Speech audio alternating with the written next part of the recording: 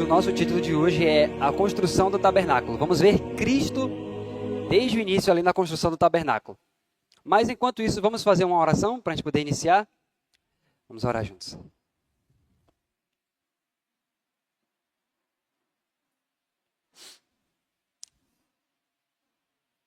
Oremos. Querido Pai, que está nos céus, te agradecemos, ó Pai, porque o Senhor é bom e a sua misericórdia dura para sempre.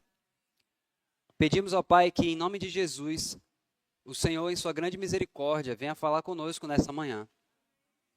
Ó Deus, nós queremos, ó Pai, ver Cristo desde o início até o fim, porque Jesus disse: eu sou o alfa e o ômega, o princípio e o fim. Por isso, Pai, nós rogamos diante do Senhor que em sua grande misericórdia, Pai, revele Cristo para cada pessoa aqui de forma individual. Cada um aqui, Pai, tem uma mente diferente. Cada um aqui, Senhor, tem uma vivência, uma experiência de vida diferente. Mas nós cremos, ó Pai, que o poder de Jesus Cristo, Ele é capaz, Senhor, de transformar mentes e dar a todos aqui a mente de Jesus, Pai amado. Por isso lhe pedimos, ó Pai, todo pecado, mancha, iniquidade que está no meio do teu povo, que estava no meio do teu povo, seja completamente removido agora, em nome de Jesus. Mais uma vez nós clamamos, ó Pai, que mais uma vez o Senhor coloque anjos em redor deste lugar, como o Senhor fez no Sinai, Pai amado. Que o Espírito Santo desça, Senhor, sobre nós, com todo poder e glória e majestade, Senhor. Porque a tua palavra diz, ó Pai, que o Senhor põe glória e majestade no seu povo, Senhor. E é sobre isso que queremos estudar nessa manhã. Por isso eu peço, Senhor, que o inimigo, Pai, das almas, ele não consiga, Pai, tirar a atenção do teu povo, que ele não consiga remover as palavras, Senhor, e que em nome de Jesus, nós olhemos para a tua palavra e entendamos. Rogamos mais uma vez a palavra que está escrito e abriu-lhes o entendimento para as escrituras. Peço também que o Espírito agora, Senhor, desça com mais poder sobre nós, porque está escrito: pedi a chuva no tempo da chuva serôdia, e ele vos dará aguaceiros abundantes, e a cada um erva no seu campo. Então, Senhor, que a chuva serôdia desça sobre o teu povo nesse momento, porque a mensagem que traz a chuva serôdia estará sendo ministrada nesse momento também, Senhor. Então, meu Deus, nós clamamos, ó Pai, que a cada palestra, a cada estudo, a cada entendimento, Jesus Cristo esteja cada vez mais brilhante dentro do coração de cada pessoa que está aqui nesse momento. Também sobre aqueles que estão participando, Pai, pela internet, que o Espírito Santo desça sobre eles também, Senhor. E nós te agradecemos, ó Pai, e que o Senhor Jesus agora seja exaltado e glorificado, Senhor. Nós te agradecemos por essas bênçãos e suplicamos no nome santo de nosso Senhor Jesus Cristo. Amém, Senhor. Queridos, nós vamos falar sobre esse assunto aí. A construção do tabernáculo. Nós vamos abrir um texto da Bíblia. Eu quero pedir a vocês que abram junto comigo o texto da palavra de Deus, que está lá em Êxodo. Nós vamos abrir o livro de Êxodo. Lá no capítulo 25. Vamos abrir juntos aí. Êxodo, capítulo 25. Vamos ver juntos aí a palavra de Deus. E eu peço que todos estejam, quem está com caderno, quem está com caneta, prepara a caneta, porque temos muitos versos para anotar, para entender. Então vamos abrir aqui Êxodo capítulo 25.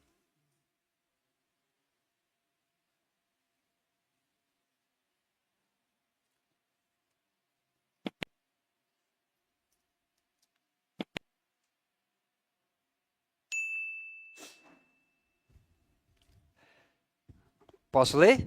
Vamos ler juntos então. Êxodo 25, verso 1 diz assim: Então falou o Senhor a Moisés, dizendo: Fala aos filhos de Israel que me tragam uma oferta alçada. De todo homem cujo coração se mover voluntariamente, dele tomareis a minha oferta alçada. E esta é a oferta alçada que recebereis deles: ouro, prata e cobre. Vamos parar por aqui. Tem algumas coisas que Deus manda trazer aqui. Nós, nessa palestra de agora, nós vamos focar em apenas uma delas. Mas nós vamos falar inicialmente das 3 primeiras. E o nosso foco vai ser uma delas. No verso 3, quais são as 3 primeiras ofertas que Deus manda trazer para a construção do tabernáculo? Pronto. Queridos, diga. Bronze, porque às vezes em algumas Bíblias você pode ler aí, na que eu li aqui está cobre, mas pode ser que na sua tenha bronze, às vezes tem a palavra latão também. Por que isso? Essas são variações de tradução, porque na palavra original, quando você vai traduzir, você pode traduzir como cobre, como bronze, que eram materiais que eram utilizados ali no santuário. Agora veja só, vamos utilizar cobre ou bronze. Vamos utilizar uma dessas 2 palavras. Veja só, 3 coisas: ouro, prata e bronze, ou cobre. Veja só que coisa interessante. Por que Deus pediu para trazer essas 3? Nós não vamos falar das outras. Na verdade, nosso foco aqui é uma só. Mas vamos começar falando dessas 3. Primeira pergunta para a gente começar a entender. Preste muita atenção. Cada detalhe é muito importante. Nós vamos entender hoje por que Deus construiu o tabernáculo dessa forma. Primeiro ponto. Queridos, nós ainda vamos apresentar em outra palestra. Você sabia que Deus, originalmente, ele não queria que a história do Êxodo fosse daquela forma? Nós vamos ler isso depois. Patriarcas e profetas, alguns textos dos mensageiros também nós vamos usar. Mas Deus não queria que fosse dessa forma. No livro Educação, Ellen White fala que Deus se condoeu da falta de discernimento espiritual deles, e como eles não tinham como entender as coisas invisíveis, Deus aí então no capítulo 25 de Êxodo diz assim: olha, vou fazer o seguinte então, vou dar representações visuais para vocês, mas não era necessário isso. Deus honrou aquele povo, mas não era para existir um santuário terrestre, não era. Isso a gente vai ver depois. Porém, Deus honrou aquele povo dizendo assim: olha, na fraqueza de vocês, vamos fazer o seguinte. Deus aí chama Moisés e fala assim: diga a eles para trazerem uma oferta alçada. E essa oferta, então, vem ouro, prata, bronze e outras coisas. Mas veja só, o que isso significa para nós? Nós vamos começar de fora para dentro do santuário. Quando o pecador chegava, qual era o primeiro local onde ele tinha acesso no santuário? O pátio. Era o primeiro e único. Porque o pecador podia entrar no lugar santo? Não. O pecador podia entrar no lugar santíssimo? Não. Então, a parte do pecador, ele só poderia chegar até o pátio. E lá no pátio, o que tinha lá no pátio? Vamos perceber o seguinte. Abra sua Bíblia junto comigo em Êxodo, capítulo 27. Então, nós vamos falar dessas 3 primeiras coisas. Nós vamos ver que Deus ele é detalhista.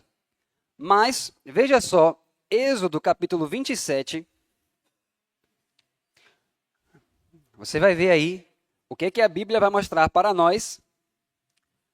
O que tinha no lugar do pátio. Êxodo 27, verso 1, diz assim, ó. Farás também o altar de quê? De madeira de acácia. 5 côvados será o comprimento e 5 côvados a largura. Será quadrado o altar e 3 côvados a sua altura. E farás as suas pontas nos seus 4 cantos, as suas pontas serão do mesmo. E o cobrirás de cobre. Então, preste bem atenção. Quando o pecador chega no pátio, quando ele olha, a primeira coisa que ele vê, o altar de holocausto. Esse altar de holocausto, Deus disse que ele deveria ser feito de quê? madeira de acácia revestida de cobre ou bronze, né? Pronto. Primeiro ponto. Então, o primeiro móvel que ele vê, a primeira coisa que ele vê quando ele entra é o chamado altar de holocausto. Esse altar de holocausto, do lado de fora, no pátio, ele era feito de bronze, madeira de acácia revestida de cobre. Até aqui tudo bem? Todos estão entendendo isso direitinho? Pronto. Depois que você vê o altar de holocausto, que você passa do altar de holocausto, qual é a próxima coisa que você vê ali?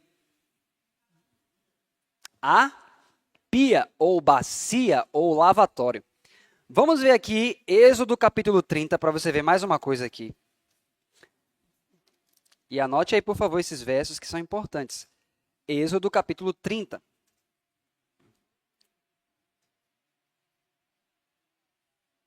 Nós vamos ler do verso 17 até o 21.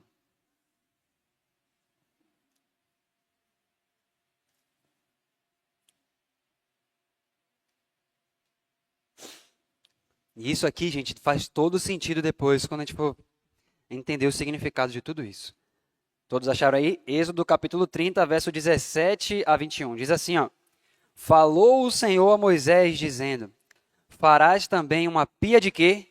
De cobre, com a sua base de cobre para lavar. E a porás entre a tenda da congregação e o altar, e nela deitarás água. E Arão e seus filhos nela lavarão as suas mãos e os seus pés. Quando entrarem na tenda da congregação, lavar-se-ão com água, para que não morram. Ou quando se chegarem ao altar para ministrar, para acender a oferta queimada ao Senhor. Lavarão, pois, as suas mãos e os seus pés, para que não morram. E isto lhe será por estatuto perpétuo, a ele e à sua descendência nas suas gerações. Essa pia, queridos, ela era feita. Perceba que o altar de holocausto, ele era feito de madeira de acácia revestido de cobre. Já a pia não. A pia ela era feita totalmente de cobre. E as suas bases também. A base da pia também era feita de cobre. Agora, esse cobre veio de onde? Vamos agora para Êxodo capítulo 38. Para você ver outro detalhe aí.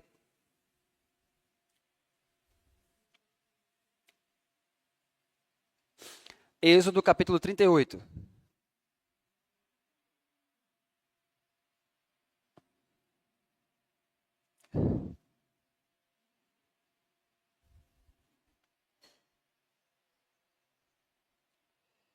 Todos acharam? Êxodo capítulo 38, verso 8, diz assim, ó. Fez também a pia de cobre, com a sua base de cobre, dos espelhos das mulheres que se reuniam para servir à porta da tenda da congregação. Então, olha que interessante. Havia mulheres consagradas que deixavam suas coisas de lado, deixavam suas vaidades de lado e recebiam o chamado do Senhor e consideravam a obra do Senhor mais importante do que gostos pessoais. Então, essas mulheres pegaram seus espelhos e trouxeram, e foi disso aí que Deus fez o lugar que serviria para quê? Purificação. Será que Deus hoje encontra mulheres na igreja adventistas que estão dispostas a deixar suas vaidades de lado para seguir a ordem de Deus? Será que Deus tem hoje especificações para as mulheres da igreja para que elas possam ser instrumentos para ajudar dentro da obra de Deus hoje? Mas será que para isso elas têm que deixar de lado certas coisas que muitas não estão dispostas a deixar? E aqui, veja só, o papel das mulheres no santuário. Essas mulheres, elas achavam que a obra de Deus estava acima de qualquer coisa pessoal. E elas entregaram. Você está disposto a isso?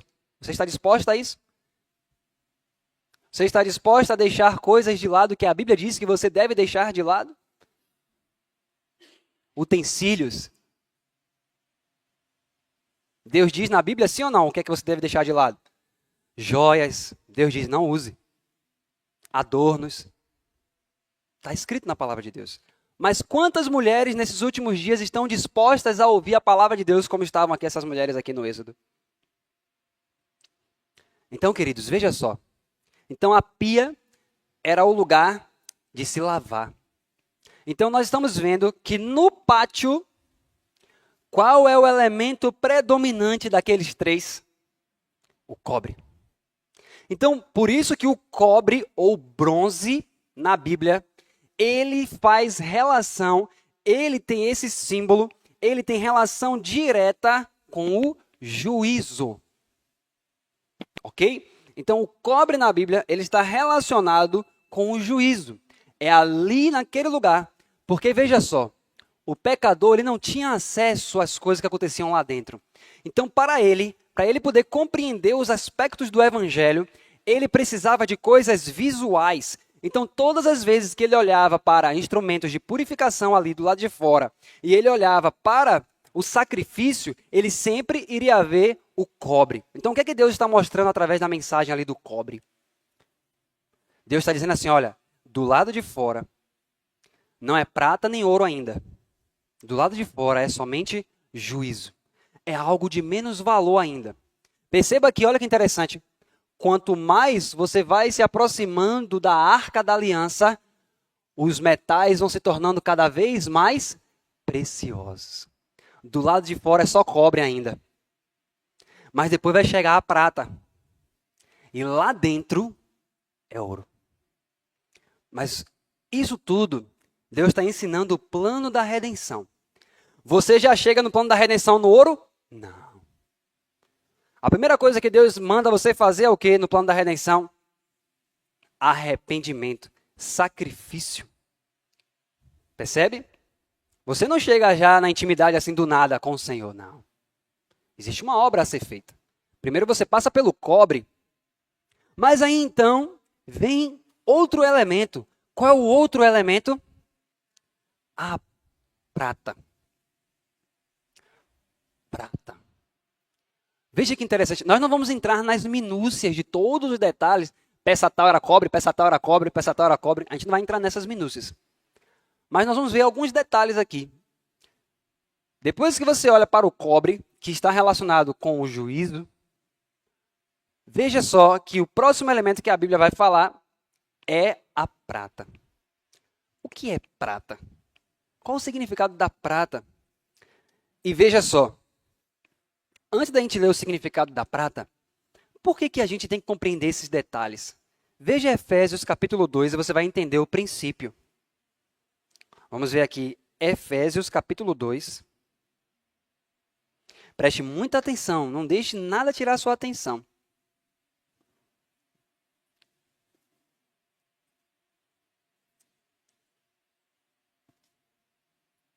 Efésios capítulo 2.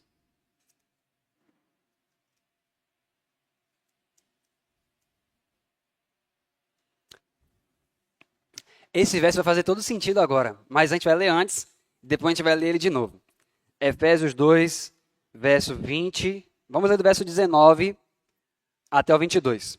Assim que já não sois estrangeiros, nem forasteiros, mas concidadãos dos santos e da família de Deus, edificados sobre o fundamento dos apóstolos e dos profetas, de que Jesus Cristo é a principal pedra da esquina, no qual todo o edifício, bem ajustado, cresce para templo santo no Senhor, no qual também vós juntamente sois edificados para a morada de Deus em Espírito. Grave bem isso aí.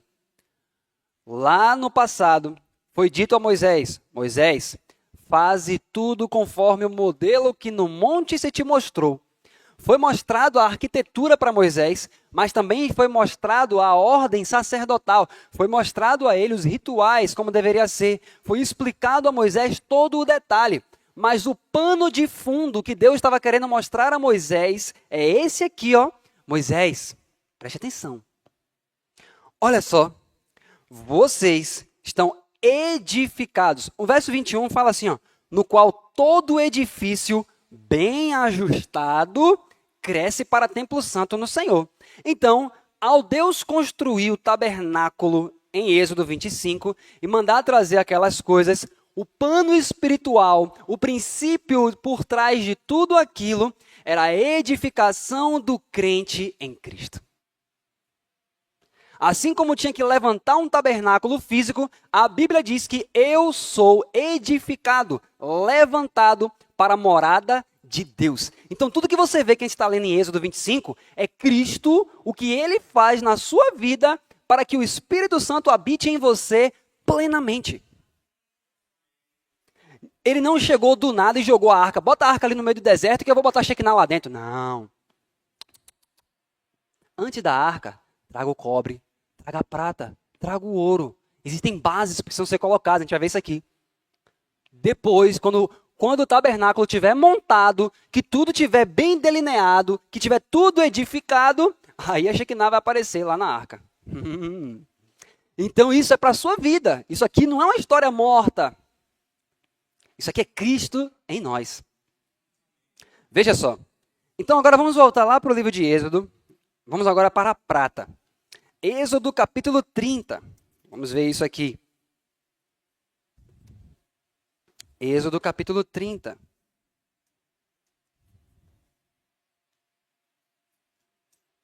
Vamos ver aqui o que Deus vai falar para nós. Então nós já vimos o bronze, o cobre. O cobre está lá do lado de fora, representando sempre ligado ao juízo, ao sacrifício.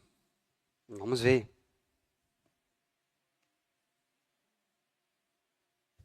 Vamos ver aqui, ó.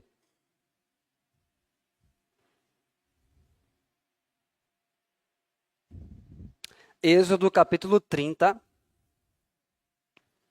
versos 12. Então veja só, nós já falamos sobre o cobre, que é o bronze, né?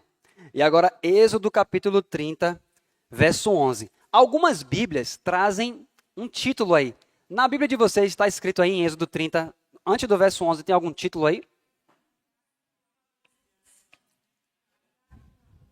O resgate da alma. Olha que interessante. Vamos ler agora então, Êxodo capítulo 30, verso 11 em diante. Diz assim, ó.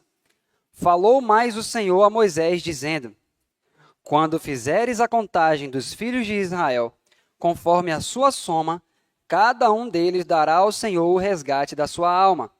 Quando os contares, para que não haja entre eles praga alguma quando os contares. Todo aquele que passar pelo arrolamento dará isso. Arrolamento, ou seja, passar pelo rol, né? De for contado ali. A metade de um ciclo, segundo o ciclo do santuário. Este ciclo é de 20 geras. A metade de um ciclo é a oferta ao Senhor. Qualquer que passar pelo arrolamento de 20 anos para cima, dará a oferta alçada ao Senhor. O rico não dará mais, e o pobre não dará menos da metade do ciclo. Quando derem a oferta alçada ao Senhor, para fazer expiação por vossas almas. E tomarás o dinheiro das expiações dos filhos de Israel, e o darás ao serviço da tenda da congregação, e será para memória aos filhos de Israel diante do Senhor. Para quê, queridos? Para fazer o quê? Expiação por vossa alma. Então, olha o que Deus está dizendo. Para a construção do tabernáculo, é necessário que cada pessoa que passar pelo arrolamento, cada pessoa que for listada, traga para a expiação da sua alma um preço. Isso é importantíssimo. E Deus aí delimita esse preço, e esse preço aqui, o ciclo do santuário, era pago com que tipo de moeda?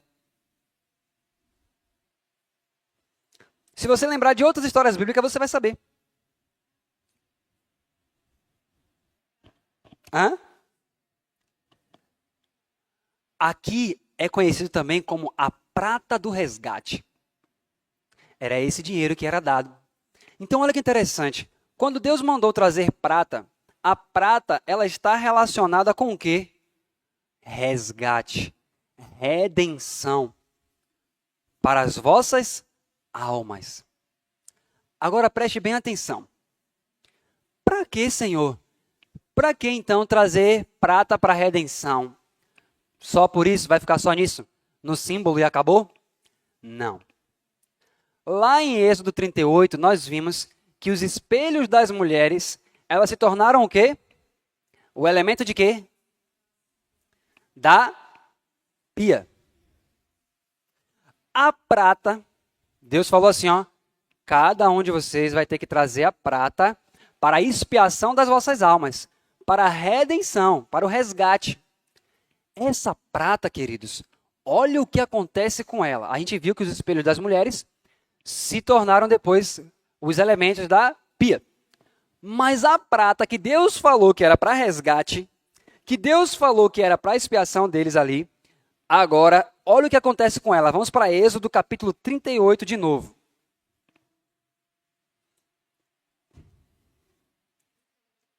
Êxodo capítulo 38.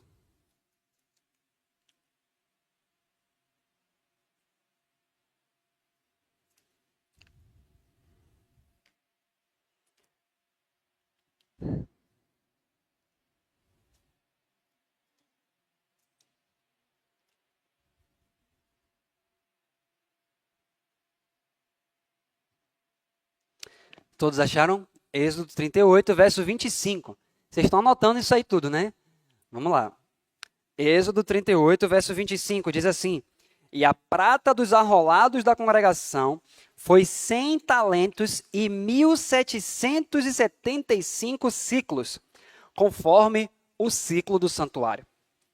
Um beca por cabeça, isto é, meio ciclo, conforme o ciclo do santuário de todo aquele que passava aos arrolados, da idade de 20 anos para cima, que foram 603.550. E houve 100 talentos de prata para fundir as bases do santuário e as bases do véu, para as 100 bases, 100 talentos. Um talento para cada base. Você entendeu aí como é que foi usado as pratas que eles trouxeram? Não? Pronto. Vamos fazer uma pergunta aqui, olha para cá, para a gente entender direitinho. Vamos parar para pensar de forma estrutural e física. Vamos lá. Você está no meio do deserto. Se você fosse para um deserto e você pensasse assim, olha, vou passar 40 anos no deserto. O que é que você levaria para o deserto? Água. O que mais? O máximo que você puder para se manter. O que mais? Comida. O que mais? Coberta. Bolsa. Não vai levar notebook porque não tem Wi-Fi no deserto. Não sei, né? Sapato. Hã? A Bíblia não é importante, gente. Essa era a primeira coisa, né? O que mais? Guarda-sol, guarda-chuva. Tá bom. Agora, olha o que nós estamos vendo aqui no santuário. Deus está falando com um povo que está no meio do deserto. E no meio do deserto, Deus manda trazer ouro, prata e cobre. Como é que no meio do deserto eu vou trazer esse tipo de coisa? De onde é que veio isso aí? Gênesis capítulo 15. Deus falou a Abraão que, olha, sua descendência ficará 400 anos ainda cativa. Mas quando eles voltarem, eles virão com muitas riquezas. Deus cumpriu isso, sim ou não? Cumpriu. Então, quando eles saíram do Egito, eles trouxeram dali ouro, prata, cobre, riquezas do Egito. Foram essas riquezas que Deus falou, olha, Deus não mandou trazer tudo. Deus falou, traga ouro, cobre e prata. Então, todas essas coisas que foram feitas no santuário foram coisas que foram trazidas de lá. Agora, veja só. Da mesma forma, agora vem a questão. O santuário, o tabernáculo, ele era fixo ou ele era móvel? Móvel. Vamos pensar agora em estrutura.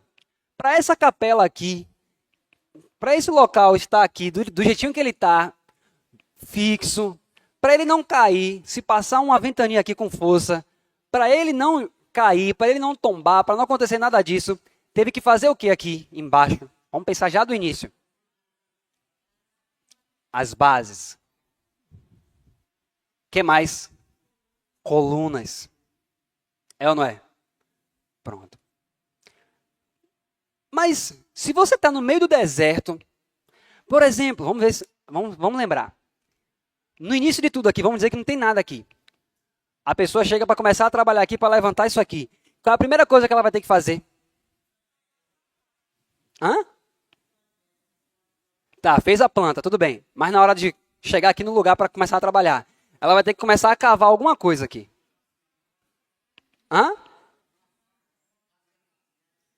A estrutura da base, que normalmente a gente chama de sapata, né? Tem que fazer a sapata, tem que fazer as bases, tem que abrir, tem que deixar tudo bonitinho. Para que faz isso? Para o prédio ficar bem ajustado. Mas Efésios não disse isso também da gente? Que o prédio tem que crescer como? O edifício tem que crescer como? Bem ajustado. Percebe? Só que aí, beleza. Aqui é fácil a gente entender. Porque tá aqui, ó, é fixo. O pedreiro vai chegar aqui, vai olhar, vai fazer as bases tudo direitinho, vai abrir, vai cavar. Ok. Vai botar a coluna, vai encher. Ok. Mas e no meio do deserto? Você vai abrir isso no meio do deserto? Você vai fazer isso no meio de lá? O santuário tinha colunas. Você vai meter a coluna na areia assim, puf! Pronto. Cava aí, meu irmão. Pega aí a ferramenta, começa a cavar aí. E bota a coluna aí. Quando ele começasse a puxar as cordas, o que ia acontecer? Ia cair. Então nós temos aqui um problema. Deus disse que o santuário era móvel. Mas como é que a gente vai botar uma estrutura tão grande como essa no meio do nada? E outra, tem que estar tão sustentado de forma que a gente consiga fazer tudo sem cair. E depois a gente não tem que desmontar para levar de novo.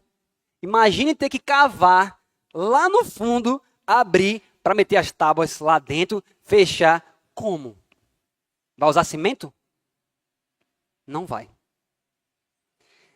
E aí o Deus, todo inteligente, que dá inteligência ao homem, Deus encontrou um meio de ter uma sustentação incrível e absoluta no meio do deserto. Uma estrutura enorme como o santuário, e Deus disse, calma. Qual foi a forma que Deus encontrou? Uma engenharia de última geração. Deus disse, olha, essa estrutura aí, móvel, olha o que ele mandou fazer. Êxodo 38.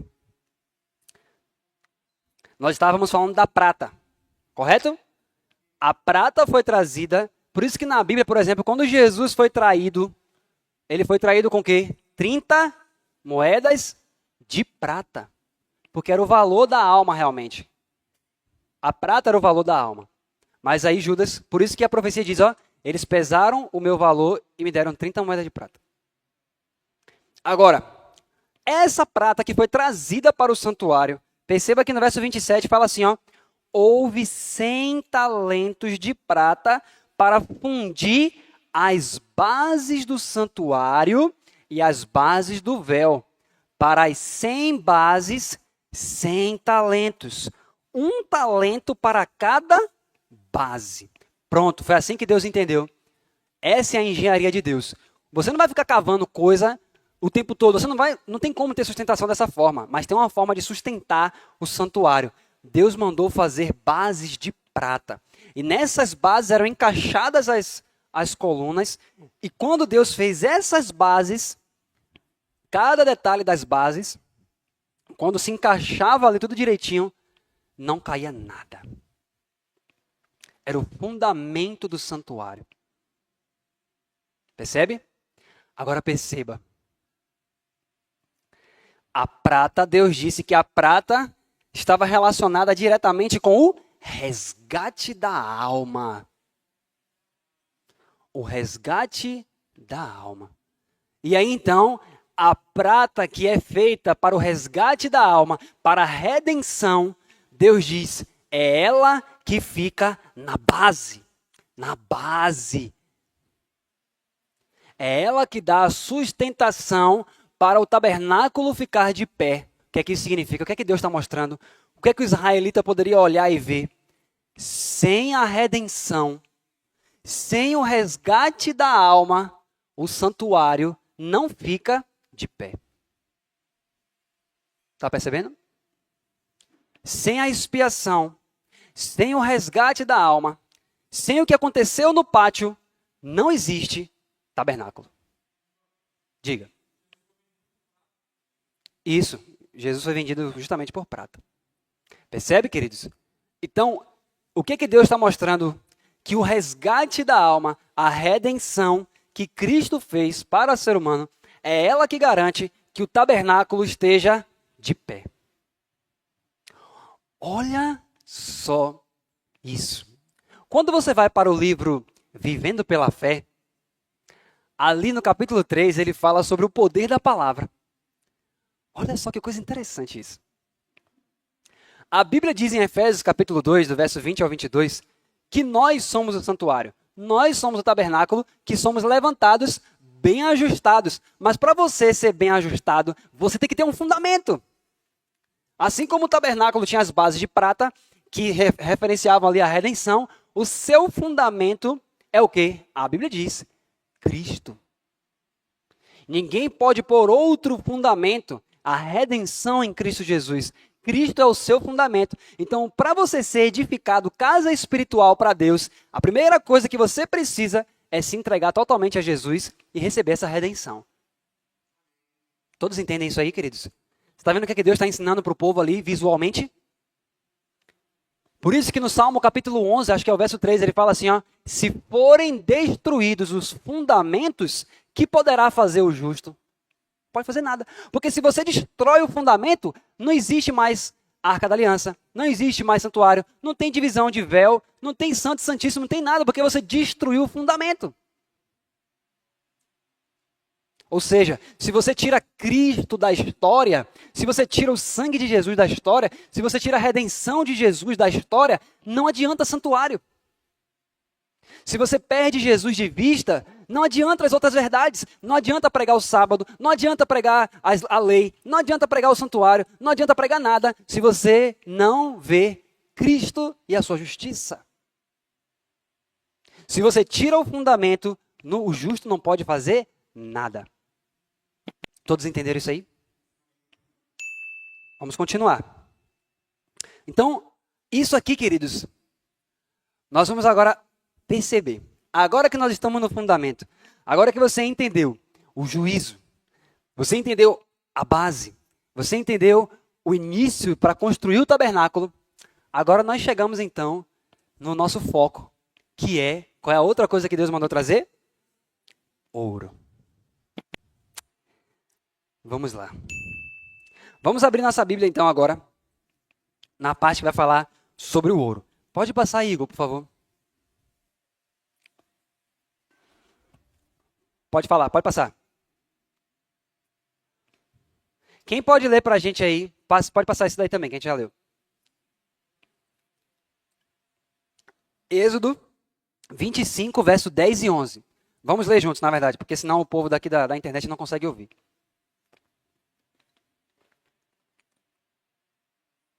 Êxodo 25, verso 10 e 11. Queridos, o nosso foco hoje é esse aí. Êxodo 25, verso 10 e 11, diz assim, ó.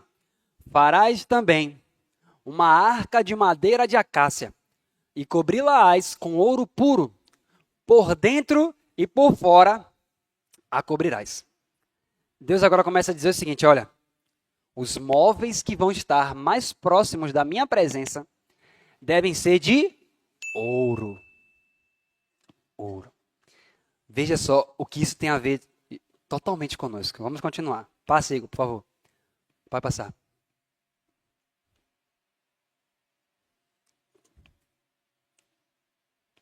Então nós temos aí a Arca da Aliança, que era feita toda de ouro. Pode passar, Igor. Outra coisa. Pode passar. O candelabro. O candelabro é impressionante.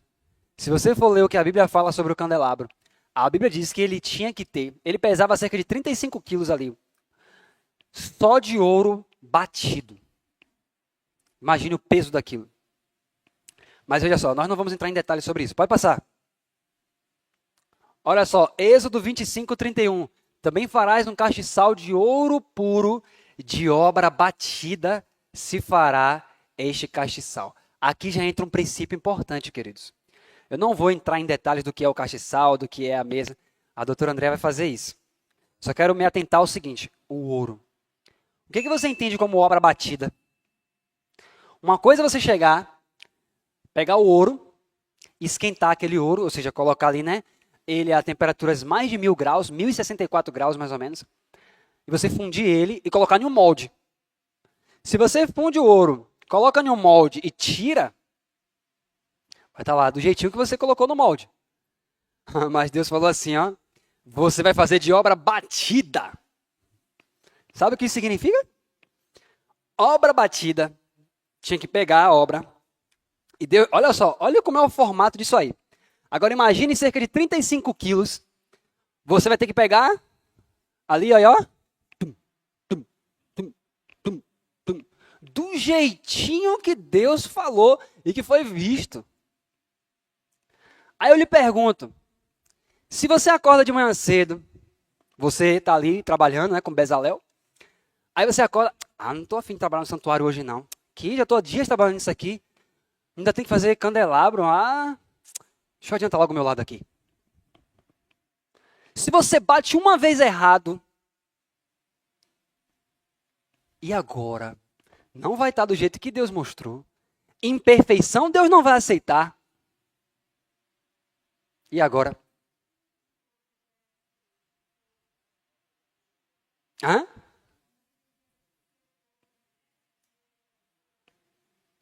Exato. Mas digamos que agora eu errei. Eu tenho que fazer o quê? Botar no fogo de novo, para depois modelar novamente. Percebe, queridos?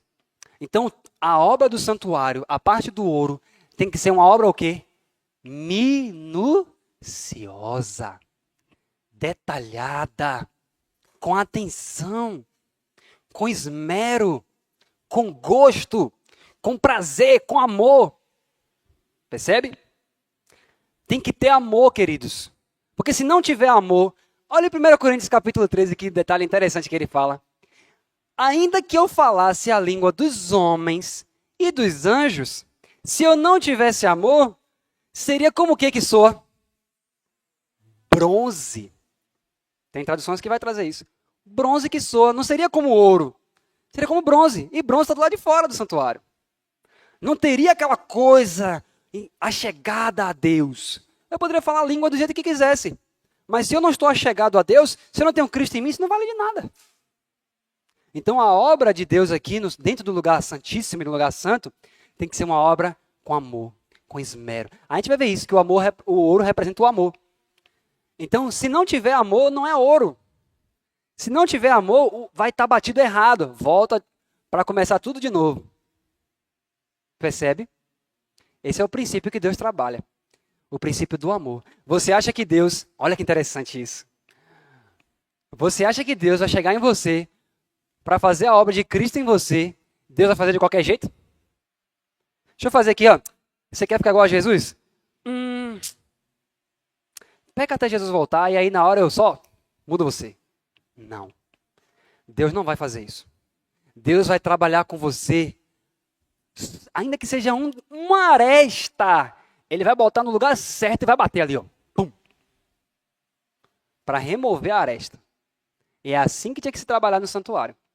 Tem que ficar perfeito. Glória a Deus por isso. Pode passar. Pode passar. Vamos agora ver a próxima coisa. Tudo isso aí. A mesa. Êxodo 25, 24 diz: E a cobrirás com ouro puro e lhe farás uma coroa de ouro em redor. Então a mesa também era a mesa de ouro. Pode passar, Igor. O propiciatório. Todos sabem o que é propiciatório? Propiciatório é chamado de tampa da arca. É a tampa que cobre a arca da aliança. É nela que ficava em cima ali, ó, 2 querubins, de um lado e do outro. Então, propiciatório é a tampa da arca. É daí que vem aquela palavra que Paulo usa em Romanos, que ele fala assim, ó, e a 1 João também fala, ele é a propiciação pelos nossos pecados. A palavra propiciação vem de propiciatório, que é a tampa da arca, que ficava ali. Não vou entrar em detalhes dela, porque a doutora André vai fazer isso. Pode passar. Mas ela era feita de ouro também. E cobrirás, Êxodo 26, 29, e cobrirás as tábuas de ouro. Então essas tábuas ali, ó, que estavam fundamentadas nas bases de prata, essas tábuas, elas eram todas cobertas de quê? Ouro também. Ok? Nós vamos ver mais em relação a nós. Porque isso aqui que a gente está lendo representa o quê? A obra que Deus faz na alma humana. Vamos continuar para a gente ver. Pode passar. Essas eram as tábuas de ouro. Pode passar. Agora que vem a coisa. Vamos começar a adentrar nas coisas aqui para a gente entender agora, no nível prático, por que quando você entra no tabernáculo, Deus diz, olha, faça tudo de ouro. Será que Deus estava querendo só mostrar pompa? Será que Deus estava querendo só mostrar realeza? Não. Não. Olha só o que diz no livro Educação, página 36, quem puder anotar, diz assim, ó, por meio de Cristo, deixa eu abrir aqui, para mim é melhor ler daqui. Olha só, Educação, página 36, diz assim, ó, por meio de Cristo, deveria cumprir-se o propósito de que era um símbolo o tabernáculo, aquela construção gloriosa com suas paredes de ouro luzente, refletindo em matizes do arco-íris as cortinas bordadas de querubins. Vou parar aqui. Pense só que coisa linda. O ouro ao redor. Se você fosse sacerdote naquela época e entrasse, quando você olhasse para as paredes, você ia ver cor de quê? Você ia ver o ouro. Mas o ouro estaria refletindo o quê? Que cores? O arco-íris. Gente, isso é tão tremendo. Só abrindo um parênteses aqui bem rapidinho. Hoje de manhã eu estava pensando sobre essa palestra que eu ia dar. E aí quando eu estava no banheiro ali me arrumando, olhando para o espelho, o sol raiou de tal forma que veio um arco-íris assim, ó, bem assim, me cortando todo assim. Ó. Hoje de manhã. Eu falei, ô Senhor, obrigado. Aí eu fiquei me olhando no espelho assim, parado, e o arco-íris cortando assim. Eu falei, gente, coisa mais linda, Senhor. Obrigado. Foi só um parênteses aqui. Então, quando a pessoa entrava, quando o sacerdote entrava, que ele olhava para as paredes, Deus mandou fazer as cores das cortinas de tal forma, porque o ouro, queridos, ele era tão puro, que ele refletia, quando o candelabro emitia a luz e tocava naquelas cores que estavam ali, o ouro refletia as cores do arco-íris. Que coisa mais linda. E arco-íris traz a lembrança de quê? Da aliança. Essa é a minha aliança que eu fiz com vocês. Mas a aliança não foi só com Noé, porque Deus, quando ele fez a aliança, que ele colocou o arco ali, Deus falou assim, ó, é a aliança entre mim e toda a carne. É com cada pessoa de forma individual. Então, Ellen White, ela vai falar sobre isso também, que o arco-íris, quando você olha para ele, ela chama de arco da promessa, porque você olha para o arco e você lembra não só da promessa do dilúvio, mas de toda a palavra que sai da boca de Deus. Agora veja só. Vou continuar aqui, ó. Com suas paredes de ouro luzente refletindo em matizes do arco-íris, as cortinas bordadas de querubins, a fragrância do incenso sempre a queimar, a invadir tudo. Os sacerdotes vestidos de branco imaculado e no profundo mistério do compartimento interior, acima do propiciatório, entre as figuras de anjos prostrados em adoração, a glória do Santíssimo. Então veja que por meio de Cristo, tudo isso deveria se cumprir. Como é que vai se cumprir em nós? Nenhuma linguagem pode descrever a beleza e a graça e a santa glória que esses compartimentos apresentavam. O ouro do santuário refletia as cores das cortinas que se assemelhavam às diferentes cores do arco-íris. Então, tem dois textos que falam sobre isso, está vendo? História da redenção e educação. Agora, preste atenção nesse texto. Pode passar aí.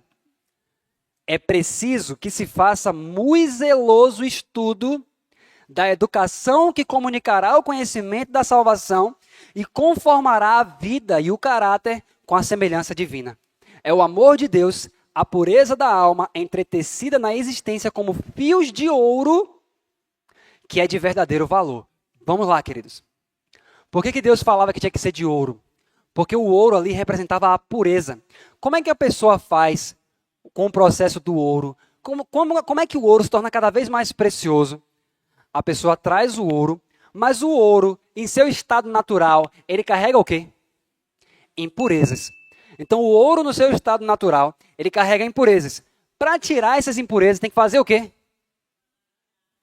Colocar no fogo. Porque aí, depois que você coloca o ouro no fogo, quando você atinge a temperatura ideal, o que acontece com aquele ouro? Ele derrete. E quando ele derrete, o que acontece com as impurezas? Elas vão para a superfície. Então, no fogo, a impureza do ouro fica latente. Você aí, tira. Todos entenderam isso aí? Diga. Esse daqui é Testemunhos para a Igreja, volume 6, página 127. Então, o ouro puro, Deus mandava colocar dentro do santuário, porque o ouro deveria refletir toda a glória de dentro do santuário. Ok? Então, veja só. Esse ouro, o espírito de profecia vai mostrar para nós, e a gente vai ver isso ainda de forma muito mais profunda ainda, que esse ouro, ele tem uma representação. Olha que interessante. Dentro do tabernáculo, tinha que ser tudo revestido de ouro. Tem que refletir a glória lá dentro. E aqui está nos mostrando que esse ouro representa o quê? Pureza. Então, o que é que Deus está mostrando? Lá dentro da alma. Deus quer ver o que lá dentro? Pureza. Olha o que ela diz. É o amor de Deus, a pureza da alma, entretecida na existência, como fios de ouro, que é de verdadeiro valor. Para Deus, o ouro por si só não tem valor. O que tem valor de fato é a pureza de coração. Lá dentro. Deus não quer pureza externa somente. Deus quer olhar para dentro do seu coração e ver o quê? Pureza. Deus não quer que você saia somente dando, hoje eu dei 30 estudos bíblicos. Mas quando você chega em casa, você está pensando coisa impura. Isso não é de valor para Deus. Nossa, eu edifiquei 30 igrejas. Mas quando eu volto para casa, eu sou rude. Isso não é de valor para Deus. O verdadeiro valor para Deus não está somente nas coisas externas. Mas o que Deus considera de grande valor é quando Deus olha para dentro de uma pessoa e vê pureza. Agora veja só. A altura que o homem pode assim atingir ainda não foi devidamente avaliada. Se aquele ouro tão puro está mostrando que nós somos edificados da mesma forma, Deus está dizendo o quê? Se você tiver Cristo como sua base, quando eu levantar você como santuário, lá dentro de você vai ter o quê? Pureza. Total. Você crê nisso? Vamos ver isso agora. Passa aí, Igor, rapidinho, por favor, para eles verem. Pode passar. O ouro não oxida, não enferruja, não se degrada com o tempo. Deus estava ensinando o quê? Que o que é associado à sua presença não se corrompe. Uau! Olha o que agora o espírito de profecia vai dizer, para você ver que Deus escolheu esses materiais pensando em mim, pensando em você, pensando em nos ensinar a olhar para aquelas coisas e ver o que Ele quer fazer em nós. Pode passar, Igor, vamos ler juntos aqui. Ó. Olha só o que ela vai dizer. Ó. Faz toda a diferença, preste bem atenção nisso. Faz toda a diferença a espécie de material que se use na formação do caráter. A edificação do santuário representa a edificação do caráter. Faz toda a diferença a espécie de material que se usa na formação do caráter. O longamente esperado dia de Deus logo testará a obra de todo homem. Qual seja a obra de cada um, o próprio fogo provará.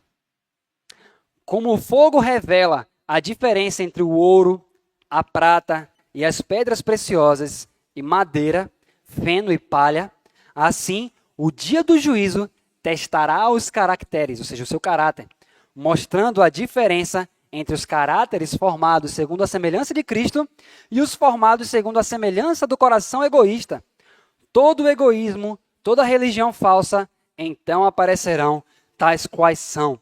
O material inútil será consumido, mas, olha só, mas o ouro da fé verdadeira, simples, humilde, jamais perderá seu valor. Jamais poderá ser consumido, pois é imperecível. 1 hora de transgressão será considerada uma grande perda, ao passo que o temor do Senhor será tido como princípio da sabedoria. O prazer da condescendência consigo perecerá como palha, enquanto o ouro do princípio firme, mantido a qualquer custo, perdurará para sempre. O ouro, então, refere-se primariamente à fé. Nós vamos ler outro texto, mas se você quiser anotar, as duas representações no seu caráter do ouro é a fé e o amor puros. Então, o que prova o ouro? O fogo. A provação. Olha o que ela diz aqui. 1 hora de transgressão será considerada uma grande perda.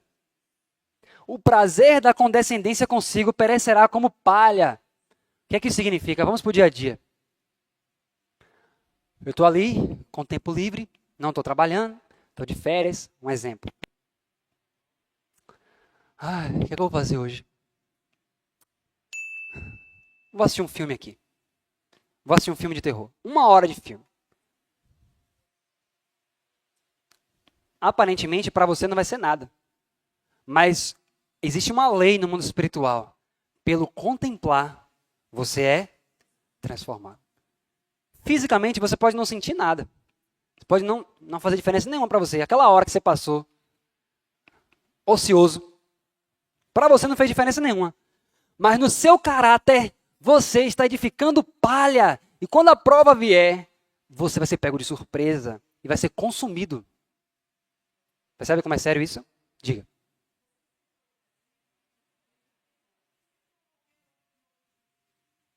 Hã? Aham. Sim.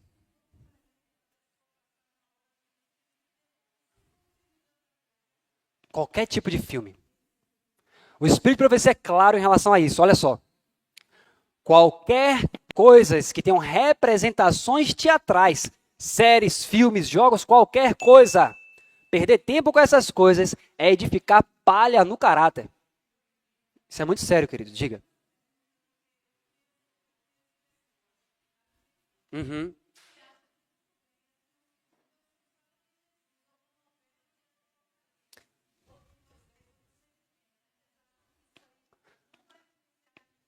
Sim.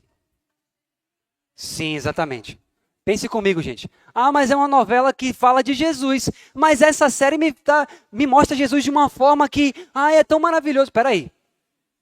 Você acha mesmo que essas séries, para fazer vários tipos de episódios, elas vão ser estritamente fiéis ao que está escrito? Não. Se tem coisa fora da Bíblia, é o quê? Mentira.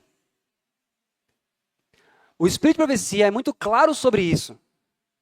Evite ler, ver ou ouvir qualquer coisa que sugira pensamentos impuros.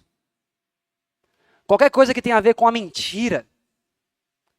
Se você está gastando tempo com essas coisas, hoje você pode olhar e dizer, isso aí não tem nada a ver. Mas olha o que ela está dizendo. Chegará o dia que você vai ver. 1 hora de transgressão será considerada uma grande perda. Talvez hoje para você não seja perda. Que nada, isso aqui não faz diferença nenhuma para mim.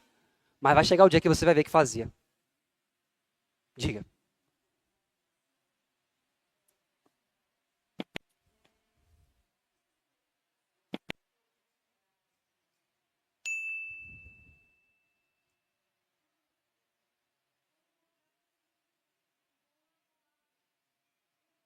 Exato.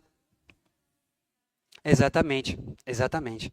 Então veja, aqui nós citamos exemplos de séries, filmes, jogos, jogos dos mais variados, né? Mas veja, você pode levar isso para sua vida inteira. Veja o que ela está dizendo. O prazer da condescendência consigo perecerá como palha. Isso está relacionado também com a alimentação, com seus hábitos de vida. O que é condescender consigo mesmo? Fazer minha própria vontade. Comer o que eu quero, fazer o que eu quero, independente da minha saúde, eu vou fazer o que eu quero. Você sabe que aquelas coisas vão lhe fazer mal, mas você faz o que você quer. Isso se chama condescendência.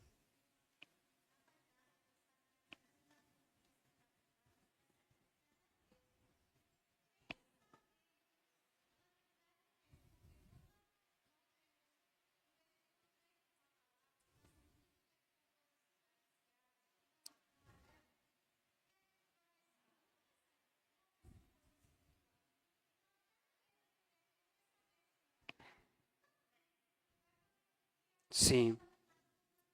Eu vou falar aqui porque o pessoal não consegue ouvir da live.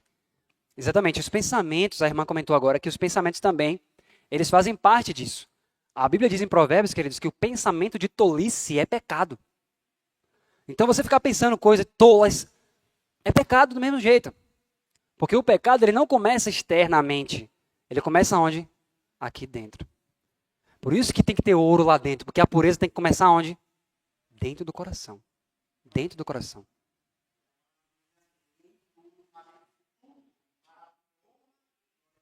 Exato.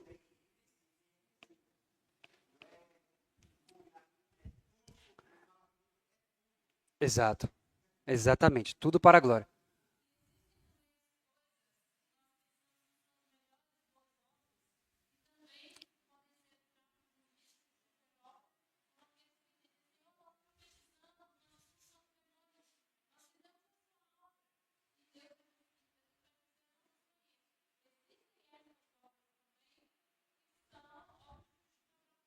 Sim. Essas obras a gente vai falar depois, quando a gente for falar sobre o santuário. Tem uma coisa no santuário que vai explicar isso aí detalhadamente. Mas veja só. Vamos ler aqui, ó. Pode passar, Igor. Olha a questão do ouro, queridos. Para você ser o ouro que Deus quer, Jesus chega para Laodiceia e fala assim, ó, aconselho-te que de mim compres. Só que veja um detalhe, pode passar. Pode passar. Olha só. Testemunhos para a Igreja, volume 4, página 85. A purificação do povo de Deus não pode ser efetuada sem que eles sofram. Ai, que mensagem dura. Deus permite que o fogo da aflição lhes consuma a escória, para separar o imprestável do que é valioso, a fim de que o metal puro possa brilhar. Passa-nos de uma a outra fornalha, provando o nosso verdadeiro valor. Se não podemos suportar essas provas, que faremos no tempo de angústia? Se a prosperidade ou a adversidade descobre falsidade, orgulho ou egoísmo em nosso coração, que faremos nós quando Deus provar a obra de todo homem como pelo fogo e puser a descoberto os segredos de todos os corações? Se hoje eu vou para um lugar, digamos que eu já sou adventista, pratico a reforma de saúde. Aí eu já não utilizo alimentos cárneos, não utilizo laticínios, né? Não utilizo nada dessas coisas. Mas aí eu saio e vou visitar fulano. Ou então eu vou para a rua e não tomei o de jejum, não almocei. 2 horas da tarde, tá eu lá no meio da rua. Ah, rapaz, Deus sabe que a minha condição, vou ter que comprar isso aqui, né? Mas eu sei o que aquilo vai causar dentro de mim. Aí o Espírito de Profecia fala, se com uma coisa pequena, o fogo já está mostrando essa impureza toda, como é que você vai suportar quando você não puder comprar? Quando você não puder vender? Quando você passar 2, 3 dias sem comer? Você vai suportar? Se você não consegue passar uma refeição?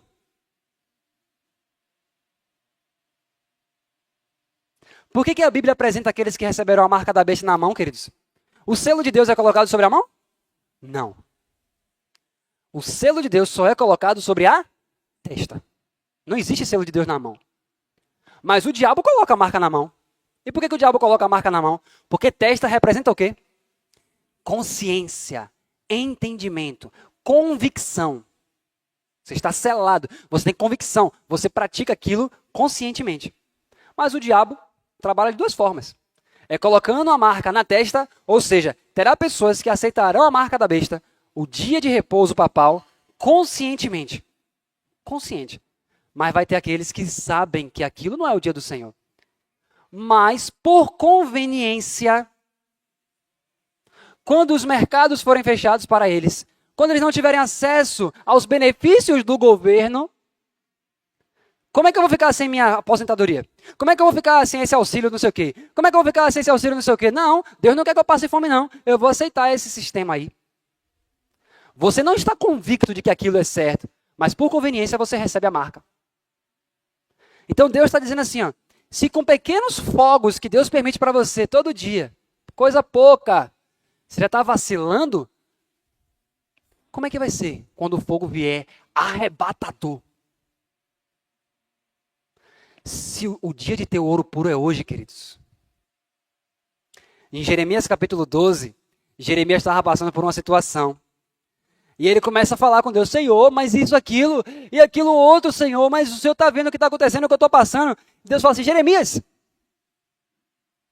se te fatigas andando com homens que vão a pé, como competirás com os cavalos, Jeremias? Como?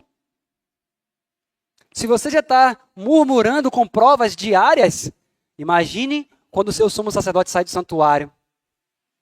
Imagine só. Quando o mundo inteiro estiver contra você, Jeremias, e o fogo subir de todos os lugares, quando a fornalha de Nabucodonosor acender em cima de você, Jeremias, você vai estar pronto?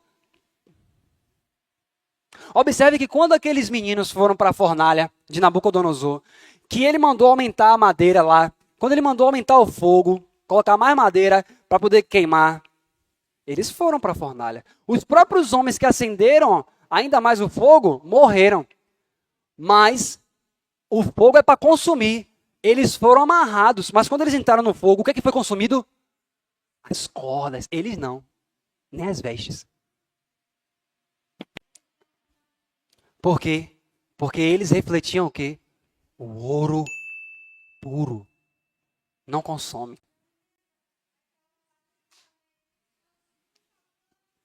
Não, deixa isso aí para depois do dia. Veja só. Tá, vou comentar isso aí. A Dudinha estava pedindo para eu comentar um negócio, porque a gente faz vários estudos aqui diariamente, né, sobre o santuário. Já tem alguns meses, eu acho. E um dos estudos que a gente falou era o seguinte, o sacerdote, ele tinha que levar diariamente a madeira, né? Deus mandava, lá em Levítico, o sacerdote colocar as madeiras cada dia. Então, em Levítico 9, você vai ver que o fogo que veio de Deus, ele queimou o altar e o fogo veio de cima. Mas para o fogo manter-se aceso, Deus falava assim, ó, diariamente. O sacerdote tem que chegar e colocar mais lenha. Por isso que ele fala, o fogo arderá continuamente no altar. Para que esse fogo de Deus queime nossos corações, você precisa colocar lenha diariamente. O estudo da palavra, o jejum, as orações, tudo isso. Colocar lenha. Mas esse fogo que nós estamos falando aqui é o fogo da aflição, é o fogo da provação. São as aflições que Deus permite você passar para tirar a escória, tudo que é de ruim de dentro de você, para que lá dentro só fique ouro puro. Diga.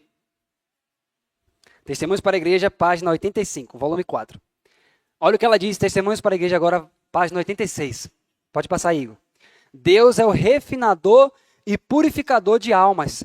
No calor da fornalha, separa-se para sempre a escória da prata e do ouro verdadeiros do caráter cristão.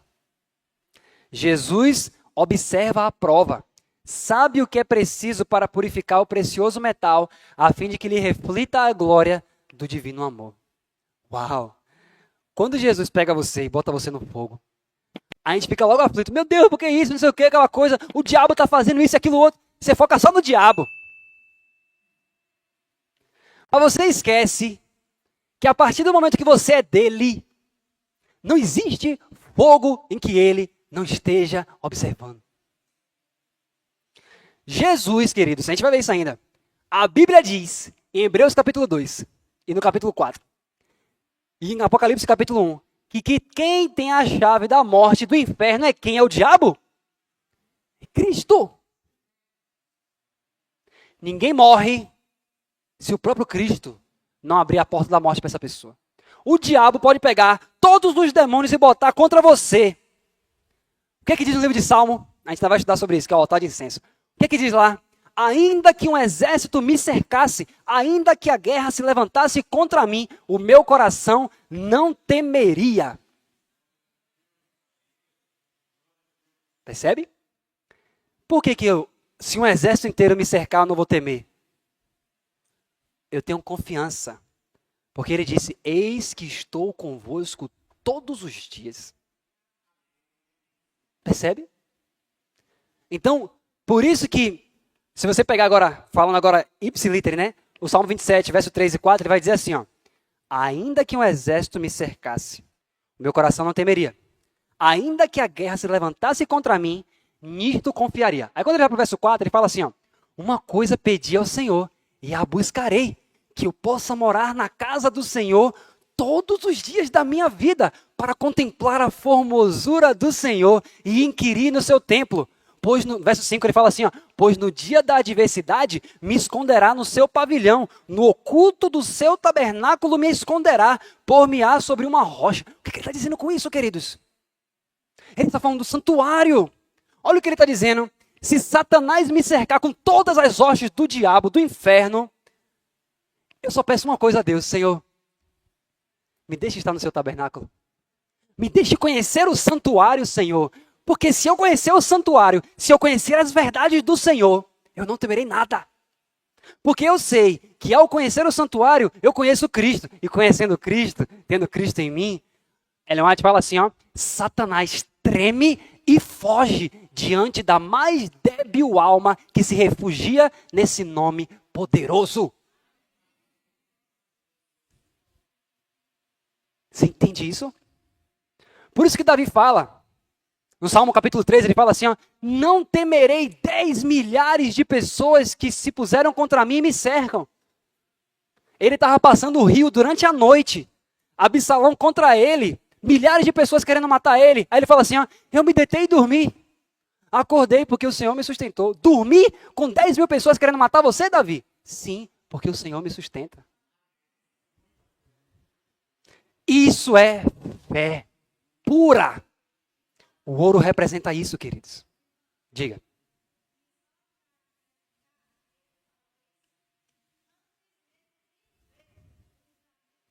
Antes de ver. Antes, o Espírito de Profecia fala que a verdadeira fé, ela toma posse da bênção e crê sem ver. Por exemplo, Salmo capítulo 30, verso 1. Exaltar-te-ei, ó Senhor, porque tu me exaltaste e não fizeste com que meus inimigos se alegrassem sobre mim. Davi falou isso, mas ele estava no meio da batalha ainda. Ele ainda estava ali no meio da batalha. Mas ele já diz, exaltar-te-ei, Senhor, porque tu me exaltaste. Está no passado, no presente e no futuro? No passado. O Senhor já fez. O Senhor não permitiu que os meus inimigos se alegrassem sobre mim. Isso aí é batalha espiritual para a gente hoje. Então, quando você vê isso, a fé verdadeira é isso. No meio da fornalha, você já entra na confiança. Sabendo, o fogo não pode fazer nada contra mim. Ele só pode me queimar se Deus quiser. Mas quando Deus não quer, meu amigo, o quarto homem aparece no meio da fornalha. Olha só. Deus leva, pode passar, Igor. Deus leva seu povo para perto de si através de dolorosas experiências, mostrando-lhes suas próprias fraquezas e incapacidade, e ensinando-lhes a confiar nele como seu único auxílio e salvaguarda. Então se cumpre seu desígnio. São preparados para ser usados em qualquer emergência, para ocupar importantes posições de confiança e realizar os grandes desígnios para que lhes foram dadas as suas faculdades. Deus aceita os homens depois de prová-los, prova-os à direita e à esquerda, e assim são educados, exercitados e disciplinados. Jesus, nosso Redentor, representante e cabeça do homem, suportou esse difícil processo. Sofreu mais do que podemos ser chamados a suportar. Então, queridos, não fique focando somente no diabo. Lembre-se que quem olha para a fornalha é o próprio Jesus. E ele muitas vezes aquece a fornalha, não é para lhe matar, é para lhe purificar. Ele permite situações difíceis. Agora, se você fica murmurando, igual o povo de Israel, Ellen White fala que se Deus der uma prova para você e você começar a murmurar, vem outra pior. E se você murmurar mais ainda, vem outra pior ainda. Por quê? Você precisa ser educado para o céu. Então, por exemplo, Ellen White fala que quando Jesus estava em cima do monte que ele foi orar, ele mandou os discípulos passarem para o outro lado. Aí ela disse que quando foi em uma das vigílias da noite, a Bíblia fala que o que aconteceu com o barco? As ondas começaram a encapelar. Sabe o que Ellen White fala? Os discípulos pensaram que estavam sozinhos ali, que estavam em grande perigo. Mas ela fala que lá do monte, isso é lindo demais, Jesus estava em oração. Mas lá de cima do monte, Jesus estava vendo o barco. Eles pensaram que ele estava ali, a gente vai morrer e tal. E Jesus lá de cima. Aí Jesus falou, olha, agora é hora de eu ir lá. Diga. Exato. Exatamente. Por isso que Paulo se regozijava. Então Cristo já observava a prova dos discípulos lá de cima. Mas ele só foi na hora que o Pai disse, pode descer. Então Jesus olhou para lá e ficou vendo eles lá naquela aflição, naquela coisa. Aí Jesus, como homem, diz, eu vou lá. E como homem, ele começa a andar sobre as águas. Olha a fé de Jesus. A gente vai falar ainda sobre a fé de Jesus depois. E aí ele chega lá. O que isso mostra pra gente? Quando as ondas encapelam, quando a situação fica difícil, não precisa temer. Jesus nunca perde o ouro de vista. Nunca. Diga. É o cálice amargo.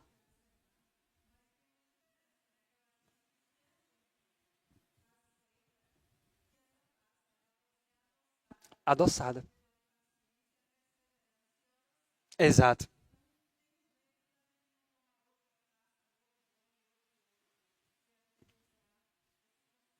Exatamente.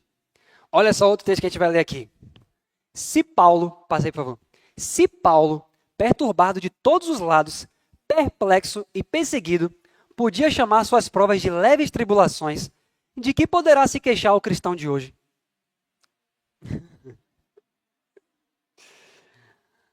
Paulo fala assim, olha, eu fui açoitado 40 vezes menos uma. Sofri naufrágio, perseguido de todos os lados, à direita e à esquerda. Quando ele foi lá para Listra, né, pregar em Derbe, em Listra, naquelas regiões ali, pegaram Paulo, meteram-lhe pedra em Paulo. Paulo ficou no chão, deram ele como morto, por isso que pararam de bater nele. Foi embora. E aí Paulo levanta, todo ensanguentado, vai querer entrar na cidade. Pô, que isso, Paulo? Como assim? E aí no verso 22 de Atos 14 ele fala assim, nos importa entrar no reino de Deus através de muitas tribulações. Aí hoje você vai dar um estudo bíblico, a pessoa não aceita um ponto, você já fica chateado. Ai, que tribulação. Então ela diz, ó, quão insignificantes são as nossas provas em comparação com as muitas aflições de Paulo. Elas não merecem ser comparadas com o eterno peso de glória reservado para o vencedor. São obreiras de Deus, ordenadas para o aperfeiçoamento do caráter. Por maiores que sejam as privações e os sofrimentos do cristão, por mais escuro e inescrutável que se apresente o caminho da providência divina, ele deve se regozijar no Senhor, sabendo que tudo contribui para o seu bem.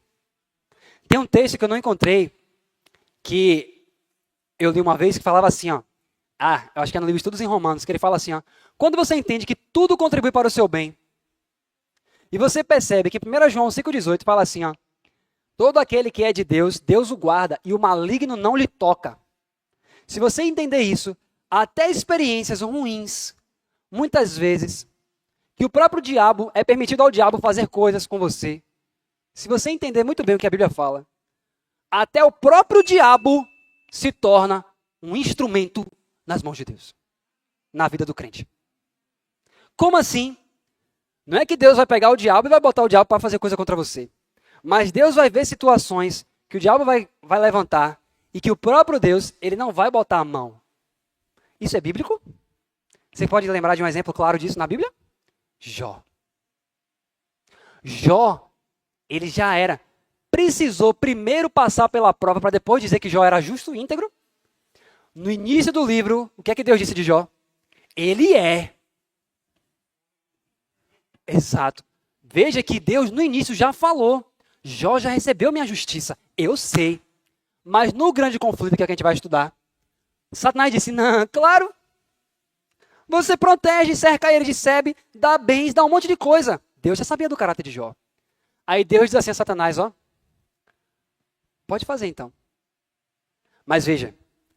Você percebe então que dentro do grande conflito, Satanás, no final das contas, ele queria fazer o mal. Mas Deus permite, ou seja, nesse sentido ele se torna um instrumento. E acabou que Satanás queria fazer o mal para Jó. Mas no final ele acabou sendo um instrumento de quê? Para revelar para todo o universo a justiça de Cristo na vida de Jó. Sabe o que isso significa? Quando o ouro de Deus está dentro do seu coração, tudo que o inimigo fizer contra você só vai servir para revelar ainda mais o evangelho. É isso que vai acontecer com 144 mil. Satanás vai se debater de todas as formas possíveis e imagináveis. Mas só vai servir para, no final, o próprio Satanás, está lá no grande conflito, o próprio vai se dobrar e dizer, realmente.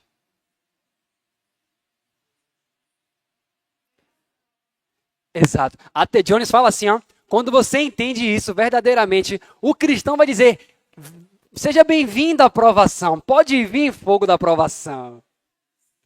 Seja bem-vindo. E ele ainda fala assim, ó, que você vai almejar estar no juízo investigativo. A gente vai falar sobre isso ainda. Quando você entende isso aqui, que esse ouro é dado de graça hoje, você vai dizer assim, ó, vai ter juízo investigativo? Senhor, Salmo capítulo 7, Senhor, julga-me conforme a minha justiça e conforme a integridade que há em mim. Minha própria? Não. Mas ele pede, julga-me, Senhor. Julga-me, Senhor. A mentalidade do adventista hoje é o quê? Vai ter juízo investigativo, misericórdia. Tomara que meu nome seja um dos últimos a passar, para dar tempo. Mas aquele que conhece o ouro provado no fogo, que tem a experiência de estar no fogo e não ser queimado, ele diz, venha fogo. Julga-me, Senhor. Não, você vai julgar todo mundo desde Abel? Ah, mas eu quero que chegue logo a minha vez. Porque eu já tenho esse ouro provado no fogo. E aí você vai dizer igual a Jó, prove-me ele e eu sairei como ouro. Não porque eu confio em mim mesmo, mas porque eu sei em quem eu tenho crido. Uau! Como assim? Isso é juízo investigativo?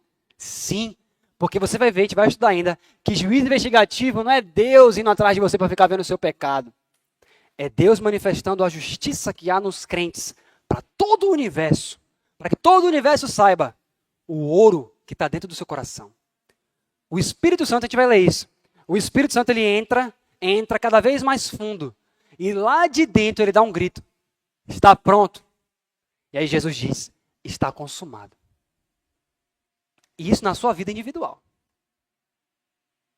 Que isso venha acontecer com você em nome de Jesus. Tinha outros textos aqui, mas não vai dar tempo não. Muitos textos, na verdade. Depois vocês podem pedir os slides que eu vou mandar para vocês, mas tem vários textos ainda. Então, queridos, o que é o ouro na prática? A fé e o amor puros, a obediência de Cristo. Quando você tem comunhão com Jesus, quando você tem intimidade com Jesus, o Espírito de Profecia fala que esse ouro é a fé de Jesus manifestada em você e o amor de Jesus em você, a obediência de Jesus, a vida dele em você. Se é Jesus que habita em você agora, você vai ter medo do juízo? Não. Pelo contrário, se o juízo vai dar o veredito para você receber o selo de Deus, você quer o selo logo. Senhor, me julga logo, Senhor. Porque os selados chegará um momento que nem a morte vai ter mais poder sobre eles, fisicamente. Mas em nome de Jesus, que hoje aceitemos o convite que diz assim, ó, aconselho-te que de mim compres ouro provado no fogo. Ou seja, Jesus ele disse, olha, Laodiceia, vocês vão passar por um tempo de angústia como nunca houve. Mas se você parar para pensar direitinho, tem um livreto chamado A Fidelidade de Jesus na Guarda do Sábado. Ali ele fala que todos os elementos que Laodiceia vai passar, Jesus passou. Porque esse ouro, esse fogo que vem para a gente no futuro, é o quê? Vai começar igreja e Estado unidos contra o povo de Deus. Jesus viu isso? Jesus viu sacerdotes e romanos contra ele. Viu ou não viu? Igreja e Estado. A imagem da besta é o quê? Quando as igrejas protestantes se unirem em pontos de doutrinas que lhes são comuns e influenciarem o Estado. O que é isso? Não só igreja e Estado, mas denominações diferentes, religiões diferentes, unidas num propósito contra o povo de Deus. Jesus viu isso? Viu. Fariseus e saduceus viviam em pé de guerra. Mas quando foi contra Jesus, a Bíblia diz o quê? Eles se uniram. Imagem da besta.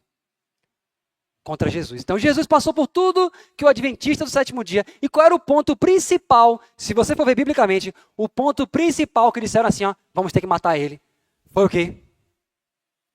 Ele não guardava o sábado. Na mente dos judeus, né? Claro que Jesus guardava o sábado. Mas os judeus diziam assim, ó, esse homem não guarda o sábado. E eles começaram a ficar com raiva. E foi a partir daí, quando eles tiraram a certeza que eles não guardavam o sábado, eles começaram a querer matar Jesus. Então, a controvérsia que Jesus viu envolvia o quê? O sábado. Então, tudo que o adventista do sétimo dia vai passar nesses últimos dias, Jesus passou. Então, ele chega para a igreja de Laodiceia e fala assim, ó, é melhor você comprar de mim, porque eu já passei por isso. E eu venci. E olha, o caráter que você precisa para passar pelo tempo de angústia como nunca houve, aí vem as boas novas. É gratuito. Já está pronto. Só receba de mim diariamente. Então, santificação é obra de uma vida inteira, não porque vai demorar uma vida inteira para você ser santo, mas a santificação está pronta em Cristo Jesus e diariamente você recebe a santidade plena de Cristo. Agora, a questão é pela fé. Você acredita que isso é verdade?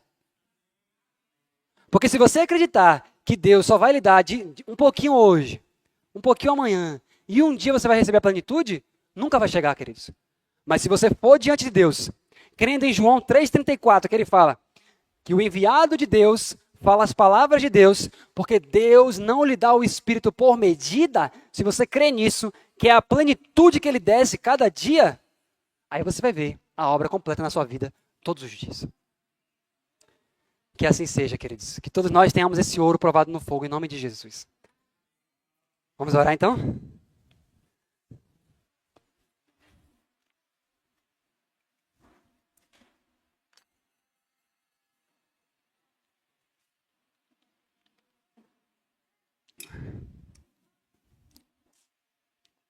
Oremos. Querido Pai Celestial, bendito seja o teu santo nome, Pai. Que incrível, Senhor, ver verdades tão profundas, tão maravilhosas no santuário, Pai. Tua palavra diz, ó Pai, que o teu caminho, ó Deus, está no santuário. Estamos enxergando aqui, Pai, o teu caminho. Estamos enxergando, ó Pai, a tua obra. Senhor, queremos essa obra em nós agora, Pai. Não precisamos esperar, Pai, para que isso seja realidade em nossa vida um dia, talvez. É agora, Senhor. Porque a tua palavra diz, eis aqui agora o dia aceitável, o tempo aceitável, eis aqui agora o dia da salvação. Senhor Deus, nós aceitamos a pureza de coração que Cristo traz para nós. Nós aceitamos, ó Pai, a obra total do Evangelho em nossa vida. Senhor Deus, tira de nós toda a escória, Pai. Tira, Senhor, toda a impureza de caráter. Nós aceitamos o caráter de Cristo nesse dia de hoje, Pai. Um caráter que resistirá a toda prova, que será fiel a tudo. O Senhor Jesus disse, de mim compres. E agora, pela fé, nós tomamos posse do ouro refinado pelo fogo, Pai. das vestes brancas de justiça. Nós tomamos posse também, Senhor, do colírio. E que em nome de Jesus, Pai, cada pessoa que está aqui nesse momento e cada pessoa que está acompanhando pela live, quando o Senhor olhar para nós, quando o Senhor olhar para dentro de nós, o Senhor só veja pureza, Senhor. Que não haja um pensamento impuro durante o dia inteiro em nossos corações. Que não haja, Pai, uma inclinação maligna em nossa alma. Que Jesus possa olhar para nós e ver pureza total, Senhor. Porque está escrito, bem-aventurados os puros de coração, porque verão a Deus. Queremos ver Deus hoje, Senhor. Queremos ter experiências com Deus hoje, Pai. Mas a impureza do coração nos separa do Senhor. Que toda a impureza seja tirada de nós agora, Pai. Pela fé nós tomamos posse desse ouro. Obrigado, Jesus, por ter passado por nós provas que nós nunca seremos chamados a suportar. E nos dá hoje o ouro da fé e do amor. Obrigado, Jesus, porque dentro de nosso coração a gente não precisa reter nada de mal, nada de impuro, porque já está tudo pronto para nós, Senhor. Agradecemos porque esse ouro é nosso agora pela fé.